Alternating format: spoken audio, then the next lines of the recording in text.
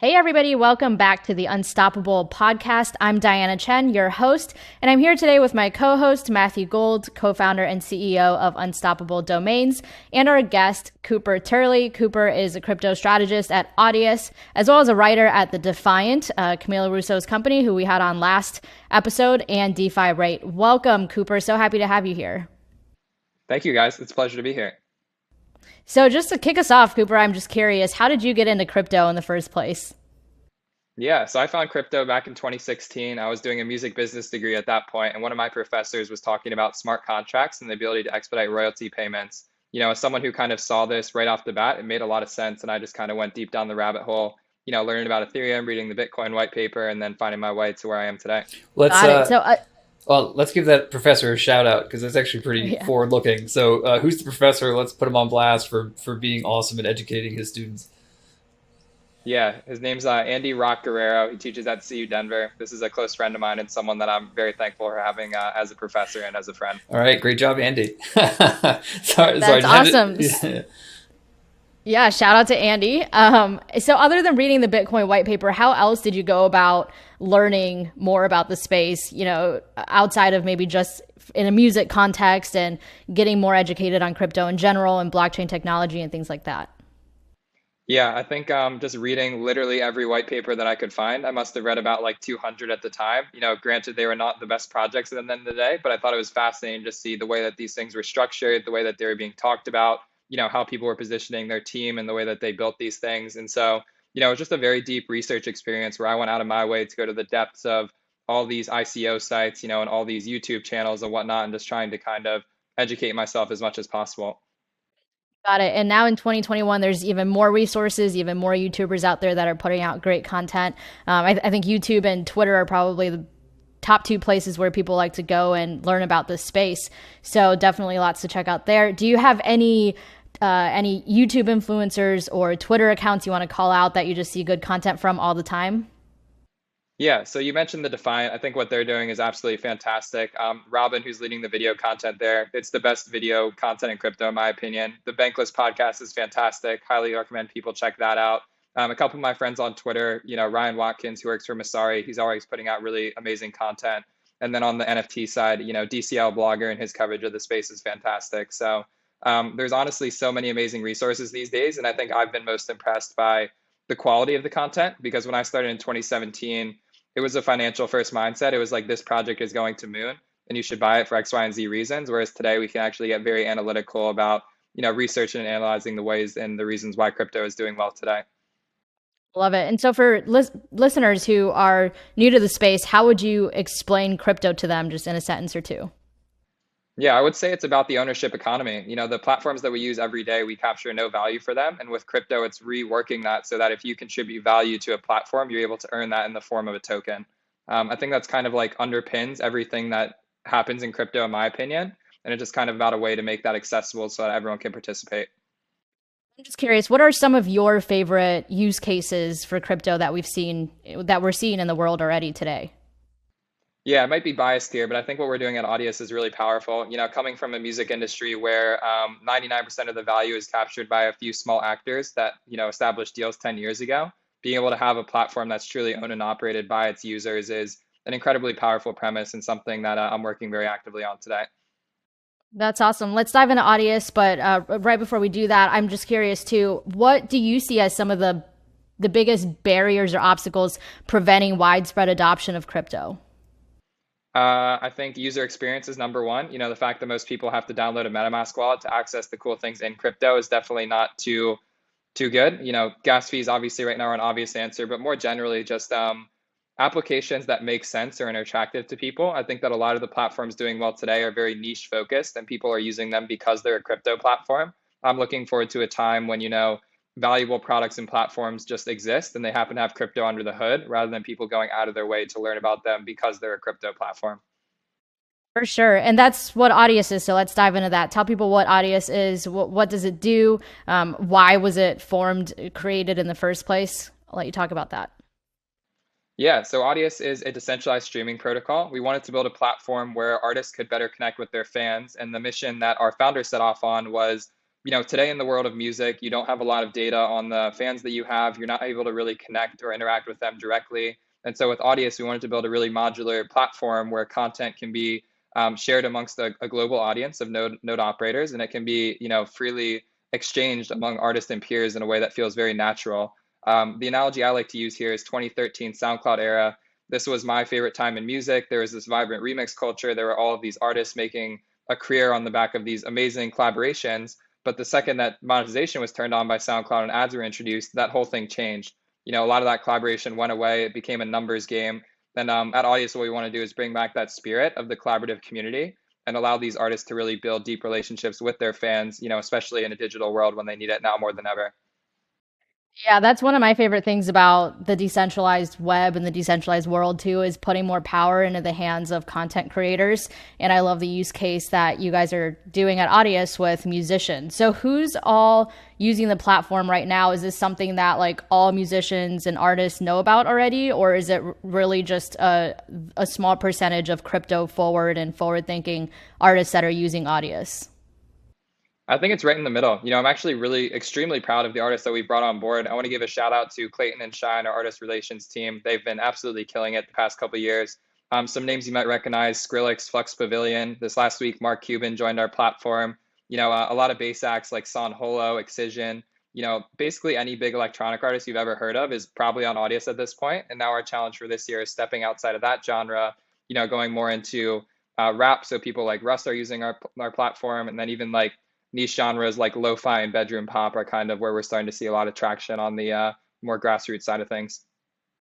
Yeah, and if you don't mind sharing, what are some of the plans that you guys have in store for getting, more of the mainstream artists onto your platform and spreading the word? Because that is a huge challenge that all of us in the crypto space face, is how do we bring on the masses and quote unquote normal people into this space? So what are some of your plans or strategies for making this appealing to the masses?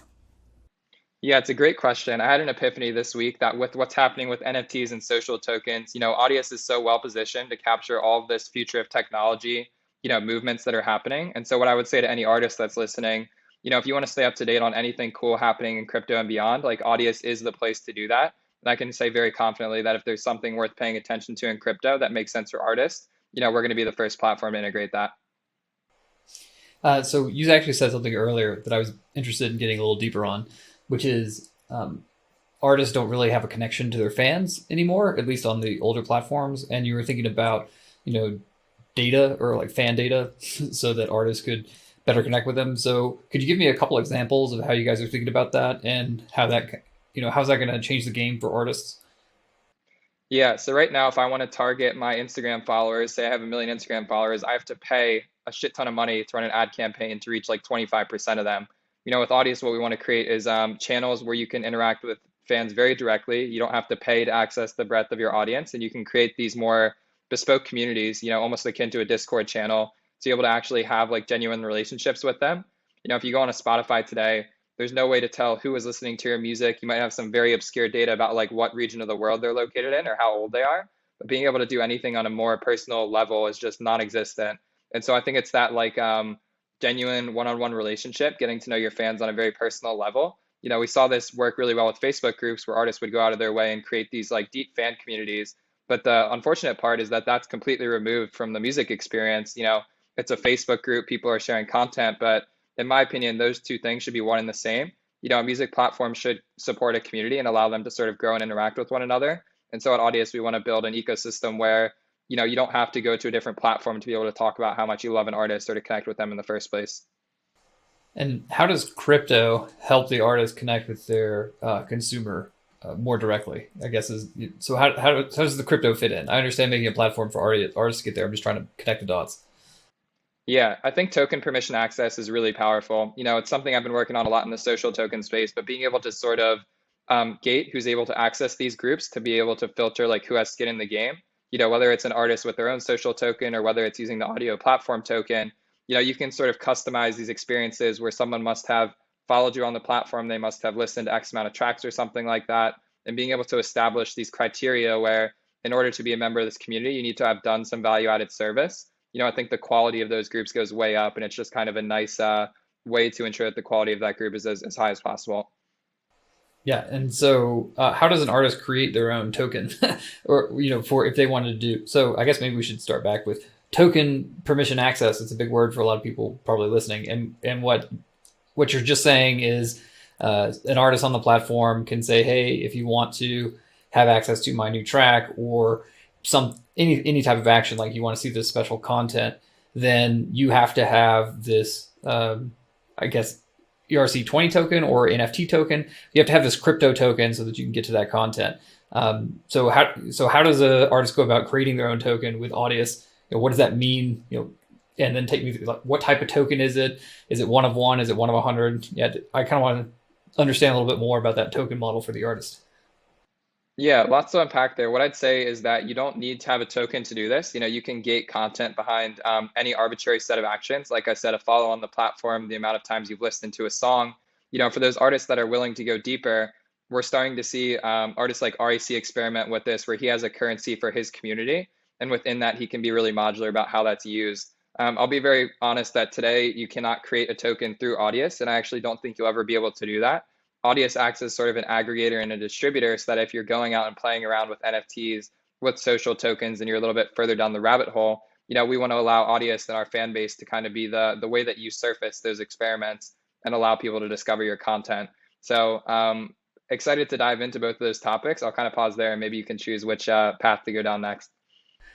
I'm actually uncertain which way I want to go there. So how about you tell me, how do you see the market developing? Like, what are artists doing when they come onto Audius?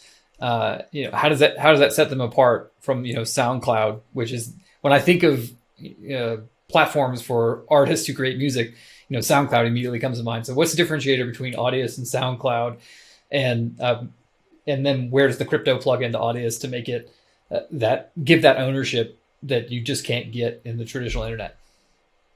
Yeah, well, I think at its core, the fact that Audius is a decentralized protocol that is owned through a token is inherently different from SoundCloud, which is a company that's owned by a few shareholders, right? And so, like, that number one premise is like the fundamental difference between the two platforms. I'd say as an artist coming onto the platform, being able to earn tokens for uploading content, for utilizing our features like remix contests, making playlists, etc., you're actually able to earn value without having to go out of your way to like exploit it or use like these campaigns that we see on SoundCloud today, where artists are paying like thousands of dollars to get plays and then earning like a small royalty back. Like at its core, earning tokens for value is really interesting. More granularly from there, I found that people are using Audius as kind of like a home base to jump off into other places in crypto. So you can upload an exclusive track to Audius and then make an NFT that links back to that song, and being able to do cool things where you're tying together your music experience with some of these more interesting crypto experiments like NFTs is kind of the foundation that allows Audius to be a nice jumping off point. So that makes sense. And I'll call the point that makes the sense to me the most, maybe it's the easiest to understand, is the remixing to earn tokens, right? Because like if I'm on SoundCloud, like, yeah, someone could give me a like a thumbs up or something, or maybe they bookmark my song, but it would be much cooler if I could get paid for making something cool. And so I mean, definitely. So I guess that would, if I was to differentiate the two, I'd just be like, yeah, you can make music over here and you'll get nothing for it, but you can make music on this new crypto platform and you could be paid directly. You mentioned one other thing there at the end, which I'm interested in because it's a buzzword right now, which is, you create NFTs that connect to songs. So if you don't mind explaining that for people at home, because that's kind of wild. Like, we've talked about NFTs as artwork a lot. We talk about NFTs as domain names. And then I guess generally we talked about NFTs as can be any intangible property, like at a very theoretical level. The other week we had an attorney on here. We were chatting about it that way. But now we're talking about NFTs for songs. So tell me what that means. Like, if I create an NFT that connects to a song, just that mind blown. So like, what does that mean? And then how do I get one? Yeah, so two different things to touch on here. Number one, the metadata of an NFT is really modular. So in the case of Audius, being able to use content that's hosted on the Audius protocol to plug into that NFT in the first place can kind of like underpin the foundational content there. What I think is more cool here is a lot of these NFTs now allow you to embed like a secret link. So like only people who hold that NFT can access whatever this secret piece of content is. And using something like Audius, you can program in a private track link or something that, requires you to hold this NFT to access it. And so again, going back to token permission access, I think that this is where NFTs are interesting. You can basically release a private remix that you would never share to the world, but you embed that secret link into your NFT, and the only way to actually access it is to have bought or own that NFT in the first place. Yeah. And so on the technical side, when you're saying secret link, I'm assuming you're just meaning in the ERC 721 NFT token standard in the field where it's supposed to point to an image or something. It points to an API endpoint that would require the user to sign a message in order to access that content. Am I going too deep on there? Does that sound about right, how that's working? I think you are going deep, but that is how it works, right? And I think that what's more important here is that for a lot of people, like just unlocking a secret link to something's really cool. But what that looks like today is you just sending them a Dropbox file or you just sending them a link. But I think this flow of like you buy something and you get a link directly as a result of purchasing that without there being an interaction from, the creator. I don't have to go out of my way and email you the link or something like that. Like that flow being really natural and autonomous, I think is kind of the killer feature here that we haven't really seen before. No, that was really good. I'm sorry, I just got a little nerdy there because I was like, oh, how are they doing that? And that's actually a really cool hack that you guys plugged into that protocol standard there to work with audio files. And I'm going to think about that more because what Cooper just said there for people who are tuning in at home is there's actually a way now with these tokens where not only can they represent a specific thing somewhere that maybe you can display like a piece of art or something, but they using them as more like access tokens. So you could get the one-of-one release for the Wu-Tang album, right? Like I think the Wu-Tang album sold, for like $10 million or something to that crazy stock trading guy, and he's like the only one who has a copy of it. And I just think you could even do this digitally now, so that's pretty neat. Okay, I'll stop nerding out. Diane, I'll pass it back to you if you have some questions for him. I've been going at it pretty hard for here the last 10 minutes. I'll let you pause and think about that some more. Cooper, I'm curious, where do you see this industry moving in the next, say, 5 or 10 years? Like in 10 years from now, where are artists going to be in terms of putting out their music, owning their music, connecting with their fans, accessing their data, all of these things? Yeah, the trend that I'm excited about is fractional ownership. I think there's a lot of legal gray area to be solved here, but a world that I see is one in which artists can share the upside of their tracks directly with their fans. If I'm someone who finds an artist really early on, there's not really a way for me to be able to signal that or even share in their upside at all. And what I'm excited for with crypto and fractionalized ownership is I can find an artist or a track really early on. I can contribute to that track in some way, shape, or form. And then I have a smart contract that's issuing me royalties over the life cycle of the duration that I hold either those tokens or those rights. And so today, those opportunities are really limited to sort of the powers that be. Access to those opportunities is not something the average fan would ever know about. But with these new crypto platforms, I firmly believe we'll have a world where if you find a viral track on day one, you're able to sort of stake to that and capture in its upside without having to ask for permission or having to be a deeply connected person in the music industry. Yeah, and so from a more practical standpoint, what is this going to mean for new and budding artists? So, say you're a new artist and right now you're just on YouTube putting out some videos from your house and nobody really knows about you yet. But say you get discovered by a bunch of people, they can, sort of contribute to your fund and get that fractionalized ownership and help you grow. So, is it going to be like in 10 years, is it going to be a situation where the artists that are big are people that are artists that people actually want to see get big? Is it almost like everybody's going to get a vote in terms of which artists they see, on the big stages? I'm really hopeful that governance will play a role in that in the long term. I think that is somewhere that we're headed. I do think that some gatekeepers are really good. And what's more important here is just democratizing access to these opportunities. So, when you have that artist in 10 years from now that's starting from the ground up, if they on day one are sharing, pieces of their project with their fans at inception, I think this is a really powerful flywheel in a world today where specific to crypto, artists are coming in retroactively, they're doing NFTs, they're kind of tokenizing past work, but as a fan, you're not really capturing direct value from that. You're owning a part of the experience and you're owning a collectible version of these songs, which is amazing. But in my opinion, that's like step one of this longer roadmap where if I'm a true fan in the middle of nowhere, but I find your profile when you have 10 followers, I should be able to really stake my reputation on you and theoretically be able to capture on your upside as you grow as an artist in the future. Got it. And then for the artists themselves, this just popped into mind. Say I buy an NFT from an artist for an exclusive track, and then I sell that to somebody. I sell that to you because you're really into the artist as well. Will the artist get a cut of whatever I sell that to you to, and then et cetera, et cetera? If you sell it to somebody else, will the artist get a cut every time there's a transaction made on their NFT?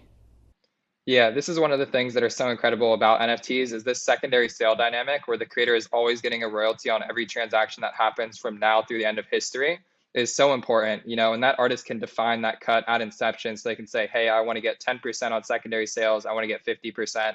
But just that premise of not having to worry and go to hound people down to get these payments, this is programmed directly into either A, the platforms where these exchanges are happening, or B, into the asset itself using a protocol like Zora. And so, I've seen so much amazing response from artists where they'll do this primary drop and they'll make a ton of money and be really happy. And then like 6 months later, they'll just have this residual income stream, whereas all these assets are being exchanged. They're just getting a cut every single time. And it's a really, really beautiful flywheel. That's awesome because that means artists don't have to have some kind of connection and get signed with a big label. Anybody can just independently go and produce music as long as what they're producing is good and it's what people want to hear. So, what are some things that you can share that Audius is working on to launch in 2021 that are going to help us move towards this ultimate goal? Yeah. So, like I said, Audius is a bedrock for all things Web3. Right now, NFTs are the hot conversation. Without sharing too much detail, I think we want to be able to participate in that in a way that feels friendly to new users. So, NFTs are a very complicated topic. We recognize that. But what we have to our advantage is 2.5 million users who have an Ethereum wallet and they don't even know it. So, on our end, why this is exciting is allowing artists to use their Audius profile as a way to showcase their NFTs, to show that they're active in this crypto conversation, and giving them ways to sort of more broadly market these releases to an audience that really cares about it in a world today where musicians are trying to kind of cut through the noise and fight amongst every discipline of creator. I think it's really important for vertical specific showcases and marketplaces to emerge. So, so just to recap here, and you can hit anything you think I missed, but it sounds like for new artists, having this type of platform is going to make it easier for them to get discovered because more people are going to have an ability to help them get discovered and participate in that. And then for older artists, it seems like it's going to be easier to monetize like your super fans because the people who really care about you, you could potentially issue, exclusive tokens with special access or NFTs or what have you. And so you'll be able to monetize the super fans. So for older artists, it's a way to continue making money, maybe past the time when you're in the charts, but you're still very popular with a base that really cares about you. You get a higher percentage of revenue from your creation. You get 90% instead of 1%. I'm a really big fan of that. I think it's awful. What we've been doing to the creative economy for the past 20, 30 years. You have more ways to monetize in general. And then you're just touching on the end, a lot more control. So if I was a Summit, I did an okay job there.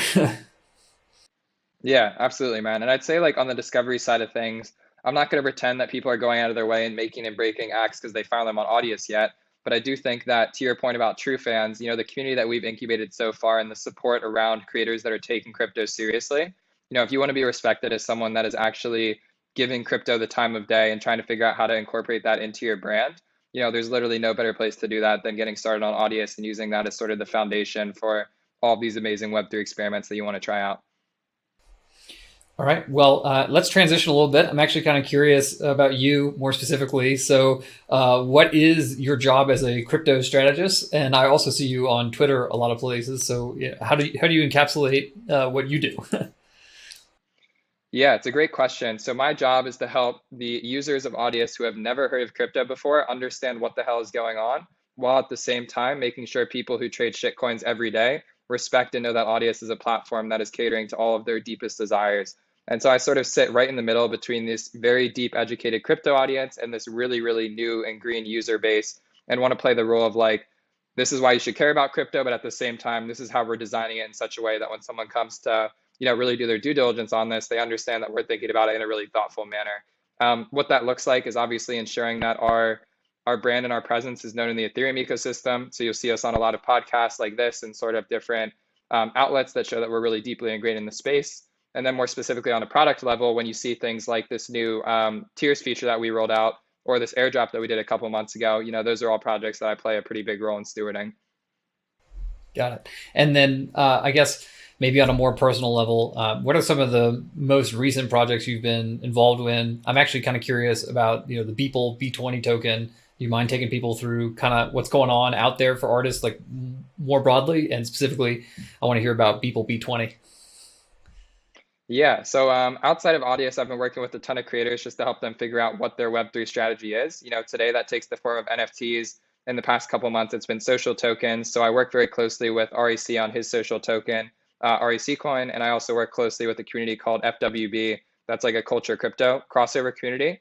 Outside of that, I want to try and stay up at all the trends that are happening. So you mentioned B20, and when the Beeple Everything drop happened, which is largely regarded as what kicked off this massive NFT wave, there were these really rare and exciting pieces. One entity went out of their way to purchase the bulk majority of those, and they took them and they fractionalized ownership of them using a social token. And so, B20 is the social token that represents these underlying Beeple Everyday collection pieces. That's kind of what gives it its like underlying value, quote unquote. But more specifically than that, they went out of their way to launch this virtual world experience to kind of give it the platform and the showcase that it deserves. And I think kind of in light of what we're seeing with Beeple today, having just sold his Nifty Gateway piece for $6.6 million on the secondary market, the Christie's auction that's going on right now, he's really being held up on a pedestal as kind of like the pioneer in this movement, and finding a way to be able to participate in that from a very small level through a fractionalized token like this is actually really important, in a world where most of his pieces now are kind of six figures at minimum to be able to collect.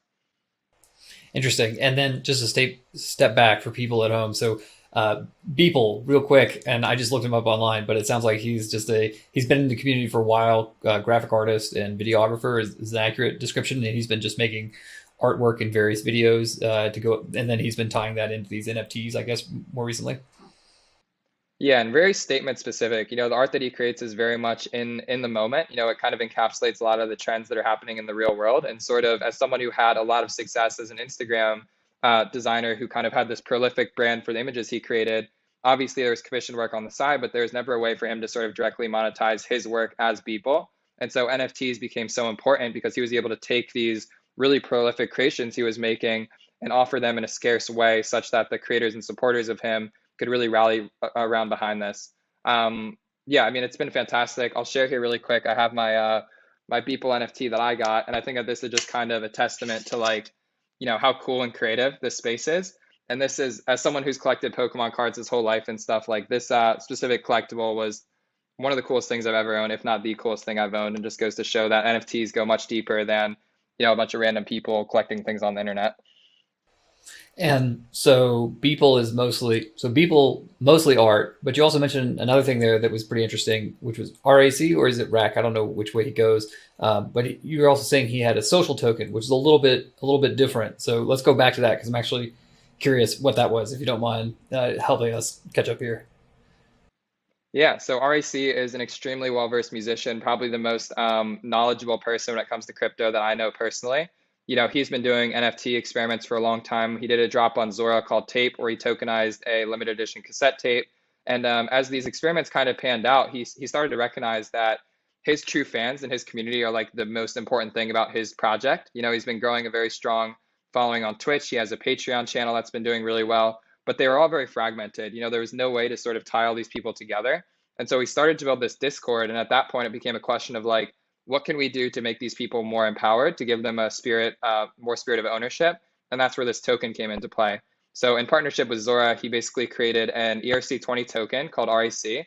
This allowed fans to basically hold it for more exclusive access in that community, and then also discounts on merchandise and some really cool stuff that we're working on in terms of creating like a Web3 fan club, where if you're a super user of his community, you can kind of access NFTs and collectibles and all these really rare and exclusive things through this token as access. And then just for the artists out there, compared to how much RAC is making on Spotify, royalties, it's not even close, right? What he's able to do in the crypto community and actually directly monetizing individuals, direct artist to consumer. Yeah, and I think that's where the NFT stuff he's been doing has been really important, because for him, being able to monetize on the behalf of these exclusive works is really fitting for his brand.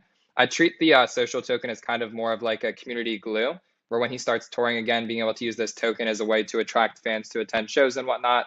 It's going to be really great. But I think it's important to recognize that social tokens, in my opinion, should not be treated as revenue. It's kind of like a community participation vehicle. And if you can find a way to like really engage and energize your community, there will be ways to monetize on behalf of them that don't feel very speculative in nature, which is unfortunately what we see with a lot of tokens today. Yeah, yeah. I guess what you're saying is if you can create a community where people are more engaged, then they're probably also more likely to show up to your concert, right? And they're also more likely to buy your merchandise or listen to your email or come and check out some new work that you may have released or something like that, or buy an NFT. Okay, great, I get it. I am fully versed on the social token and the Beeple phenomenon. Nice. Well, and so another artist who's sort of following the footsteps of RAC is Blau. He's actually dropping his debut album Ultraviolet today. We're recording this on February 25th. You'll be listening to it a little bit later.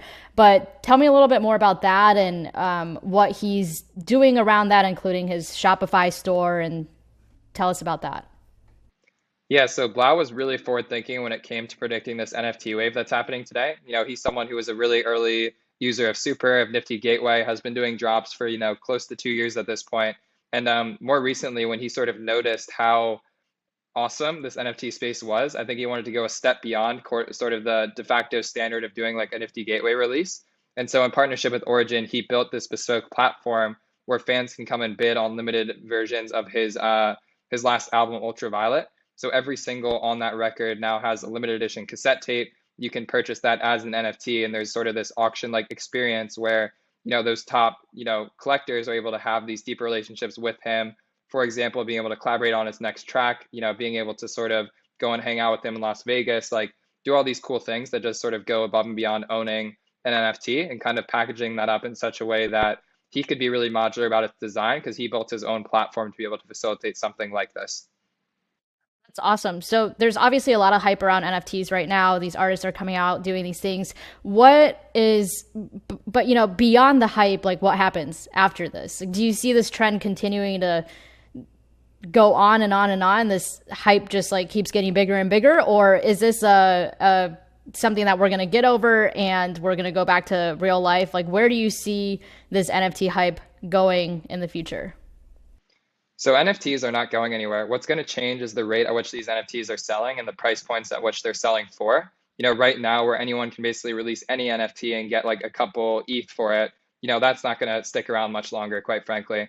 But what will exist is artists being able to use a digital medium to share collectibles with their fan base. And so what I'm looking forward to is a world in which there are $20 collectibles and there's 10,000 people buying them from a global act like BTS or something like that, which is kind of in parallel to something that we're seeing now, which is more niche specific, one-of-one auctions and drops where it's like $10,000 to collect.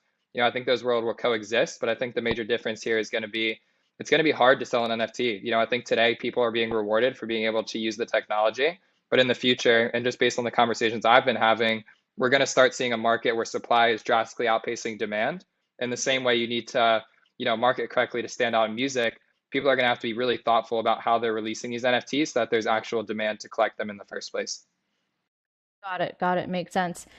All right, Matt, any other questions before we dive into the next segment? No, I think I wouldn't want to. I wouldn't want to dig too much further. I already feel like we blasted you with like 100 questions in less than 30 minutes. So I think we did pretty good here. I'm interested to see how you perform in our next section, though. We're gonna go by. Diana's gonna roll through, explain your tweet, and I'm gonna let her run it since that's her show. Yeah, so this is just where I go through your Twitter account, pull out some tweets that are interesting or cryptic or funny, whatever the case, and give you a chance to explain it. And you're very active on Twitter, and you have tons of great content. So I'm just going to pull out 2 or 3 today for the sake of time, but people definitely go follow Cooper. It's Koopa Troopa on Twitter, and go read his content. It's really good. So first one, this is from just yesterday. You tweeted, music blogs are about to make a big comeback thanks to NFTs. Curation is key. So we talked, obviously, this whole podcast episode about music, but music blogs we haven't really hit on. What do you mean by that? Yeah, so in 2013, when SoundCloud was popping off, the way that these songs went viral was when they got covered by these big outlets. So back in college, I used to write for a blog called This Song Is Sick. This was an amazing music discovery tool. a lot of artists were being broken through that. There were remixes that were going to the top of the charts, and they kind of went through the cycle where you would get covered on This Song Is Sick, you would get listed on something called Hype Machine, and based on that chart, whoever placed at the top of it was kind of seen as like the best song of the week per se. What we're going to see with NFTs now is with all of these new musicians getting into the space, a lot of these blogs are going to start covering, NFTs in a very dynamic way, similar to what that experience looked like with the music era a couple of years back. And I think that for more of these retail-oriented NFT drops, so ones that are meant to be more democratized and meant to be more like fan-oriented, I know for a fact that a lot of blogs are looking into how to cover that and how to sort of give it a spotlight above and beyond what we're seeing today, which is very niche focused. That is very cool. I look forward to seeing that too. All right, next tweet. This is from a couple of days ago. You tweeted, "Price is not an indicator of success." What was going on in your mind when you tweeted that? Yeah, so there's a lot of projects, especially today, where like there's tokens that will go up, 1,000% in 14 days, and everyone will say that it is the greatest thing in the world. In my opinion, using the token price as the leading indicator to whether or not a token is valuable is really fundamentally broken. And I think that for a lot of people, it's obvious to think because the token went up that they're doing cool and amazing things. But I would encourage everyone to take 10 minutes to look under the hood of whatever token's going up and see if there's actually something of value being created there, or if there's been a group of community members that have a vested interest in seeing it go up in price. Got it. Got it. Okay. And then last tweet that I'll call out on this podcast. This is from February 21st. You tweeted, "Continually impressed by the quality of Z NFTs released on Arzora. Turns out strong culture attracts extremely talented creators." Arzora, you mentioned that earlier in the podcast too. Can you, for listeners who aren't familiar with what that is, can you explain what that is and then what you meant by your tweet? Yeah, it's an open protocol for NFT creation. So kind of similar to Rarible today. Anyone can mint NFTs on the platform. The way that Zora rolled out is you have to have an invite from another creator to get on, similar to Clubhouse.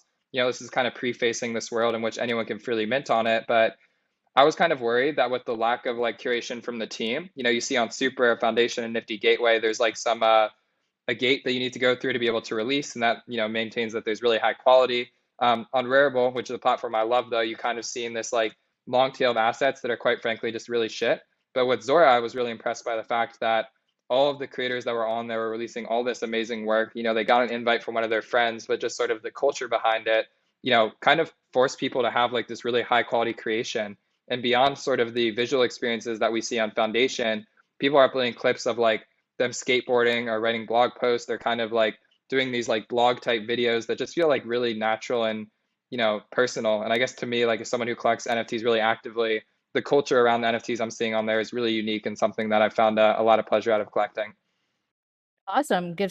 Give people something else to check out as well. Thank you so much, Cooper. This was great. I think, and not to speak for you, Matt, but I think both of us learned a lot and we've got a lot to think about from our conversation. So really appreciate you being here and sharing a little bit more about NFTs, especially in the music space with people. So before you go, just tell people where they can find you if they want to connect with you personally, where they can learn more about Audius, and then what are some cool, just easy and interesting things that people can do on Audius right away, both for artists as well as for consumers. Yeah, so best place to follow me would be on Twitter at Koopa Troopa. Audius, we're at Audius Project. On Instagram at Audius. To get started with Audius today, I'd recommend just signing up. You can log in with an email and a password. You have an Ethereum wallet, but no need to worry about key management, which is really exciting. Head over to our trending page. We have so many amazing artists that are doing like really incredible things. So I'd say get started there. And outside of that, just stick around and kind of keep an eye out for some of the resources I'm working on, because I really want to play an active role in helping to cover and help people understand the space. So I'm hoping that I can share some content that resonates with you. Awesome. Thanks so much, Cooper. This was great. Yeah. Thanks, Matt, thank you, for guys. being here as always. Thank you. Well, thanks listeners for tuning in. We'll be back again soon with another episode of the Unstoppable Podcast.